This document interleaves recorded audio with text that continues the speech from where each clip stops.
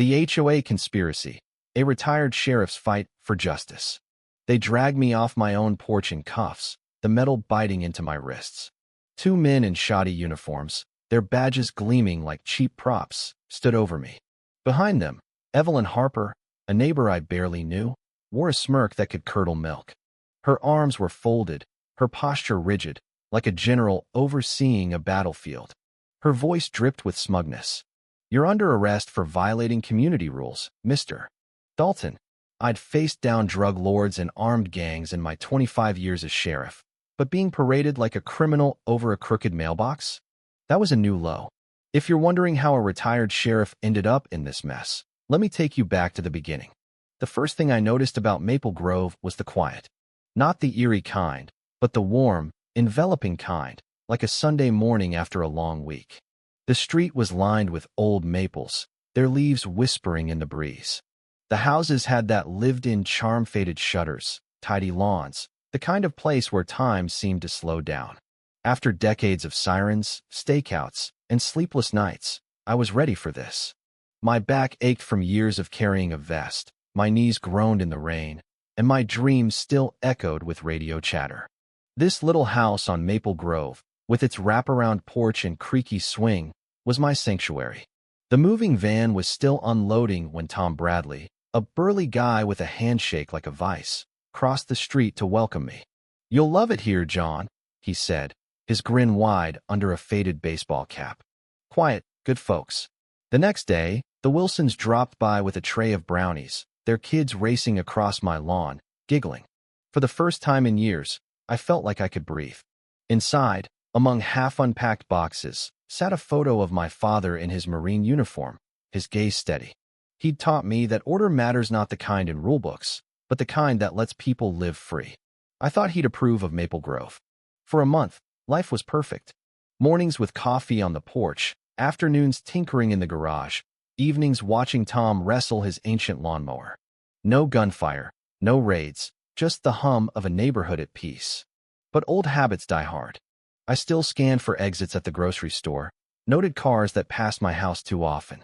I told myself I was paranoid, that I'd finally found peace. I was wrong. It started with a yellow notice under my windshield wiper on a crisp Tuesday morning.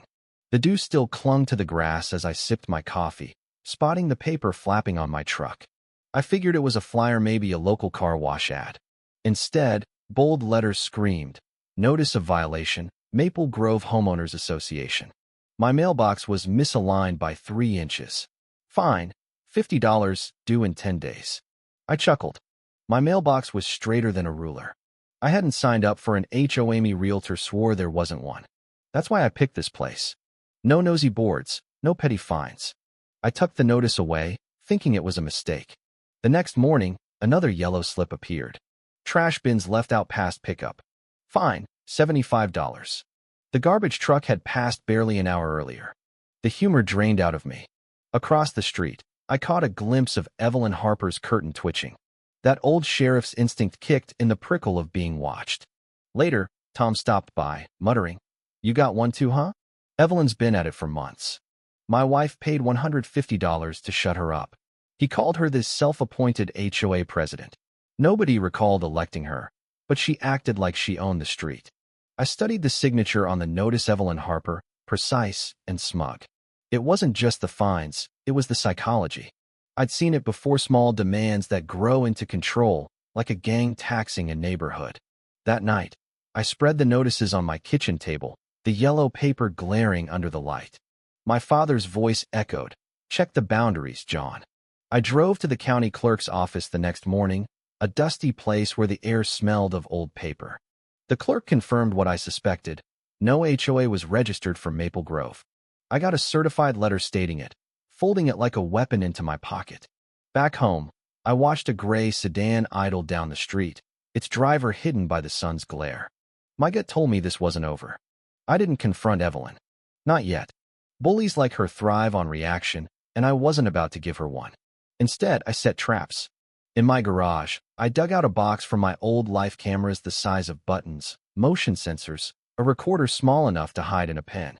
By evening, my house was wired, for cameras in the eaves, a server in the basement logging every frame.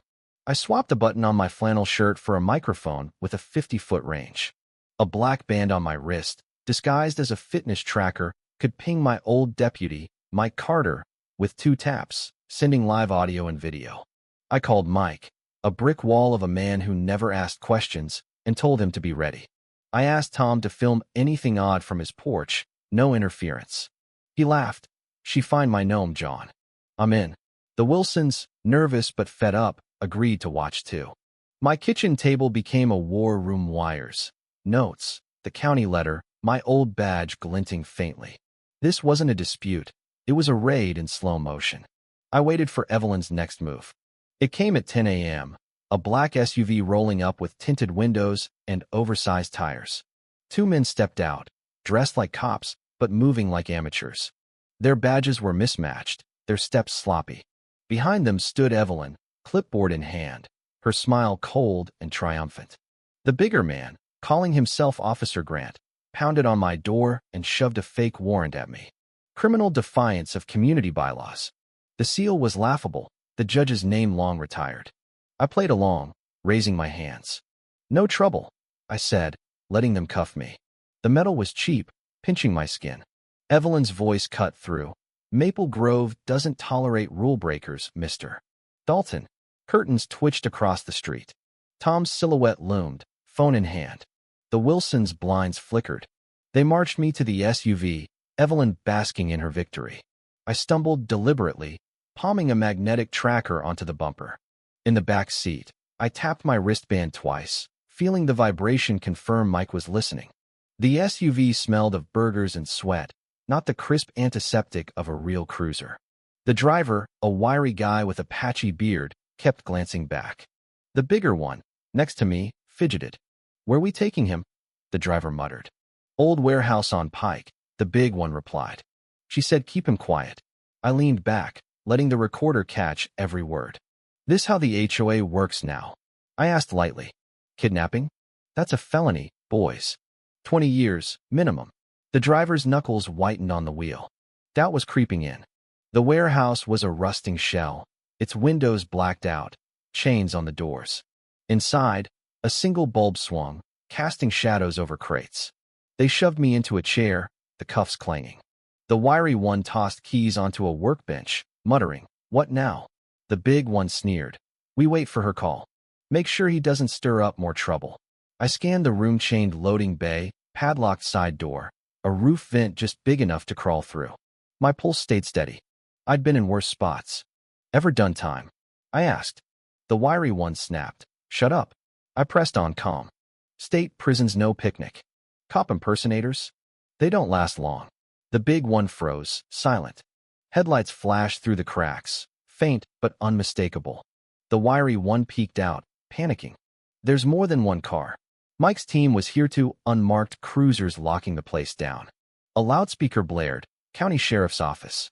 Buildings surrounded. Come out with hands up. The big one pulled a pistol, unregistered by the look of it, waving it between me and the door. I met his eyes. Don't be stupid. The bay door exploded inward, floodlights blinding. Mike charged in, armored up, weapon steady. Carter flanked him, barking orders. The wiry one hit the floor, hands out. The big one hesitated, then dropped his gun. It was over in seconds. Carter snapped the fake cuffs off me, the burn of circulation returning. You good, boss? He asked. I nodded. Never better. The warehouse was a gold mine. Crates held stacks of yellow notices, a printer dusted with ink, a fake county seal stamper. A filing cabinet revealed envelopes of cash names like Wilson, Bradley, Carter families bullied into paying. A ledger, in Evelyn's neat script, detailed every fine, every victim. Some names were circled, repeat offender. My stomach churned. This wasn't petty, it was a racket. Mike lifted a badge from a box of fakes. She was building a damn army. I crouched by the printer, my fingers smudged with yellow ink. This'll burn her empire down. Back on Maple Grove, cruisers lined the street, neighbors watching. Evelyn stood on her porch, arms crossed, unfazed. What's this circus? She snapped. I'm the HOA president. You have no authority. Carter read her rights. Fraud, extortion, kidnapping, impersonation. She laughed, claiming she hired security to fight crime. I stepped forward, holding her ledger. Your handwriting, Evelyn. Same as the fines you plastered everywhere. The Wilson spoke up, trembling but firm. She threatened our house. Tom roared, she fined my gnome. The crowd closed in, fear turning to anger. Evelyn shrieked as real cuffs clicked on her wrists, her empire crumbling. The trial was a spectacle. Evelyn, in a sharp suit, played the righteous victim. Her lawyer spun the notices as community reminders, the cash as donations. But the evidence was ironclad recordings of her orders, the ledger, the fake badges. Mrs. Wilson broke down, recounting sleepless nights. Tom thundered about neighbors driven out. I took the stand, steady. I faced cartels and gangs. Evelyn's worse, she stole peace from good people. The jury didn't hesitate. Guilty on all counts. Evelyn's scream echoed. Maple Grove will collapse without me. No one listened. At sentencing, the judge laid it out. 15 years, restitution, no HOA rolls ever again. Evelyn's face twisted as marshals led her away, her threats fading into silence. Outside, neighbors hugged, some crying. Restitution checks arrived, liens vanished. The Wilsons started a community garden, kids laughing in the dirt. Tom's gnome glowed under solar lights. I sat on my porch, coffee in hand, watching Maple Grove heal. My father's photo sat on the mantel, his words ringing. Rules serve people, John. I kept one of Evelyn's fake badges under glass, a reminder that authority is earned, not stolen. Maple Grove was alive again, kids on bikes, holiday lights twinkling, neighbors sharing coffee. The silence wasn't brittle anymore, it was earned. Evelyn thought fear was stronger than trust. She was wrong. It wasn't just me who stopped her, it was Tom filming, the Wilsons testifying, neighbors standing together. Bullies look invincible until the people they've trampled decide to rise. What do you think? Have you ever faced a bully like Evelyn, wielding power through fear? Share your thoughts below. Let's talk about standing up to injustice and what it takes to reclaim peace. Your voice matters.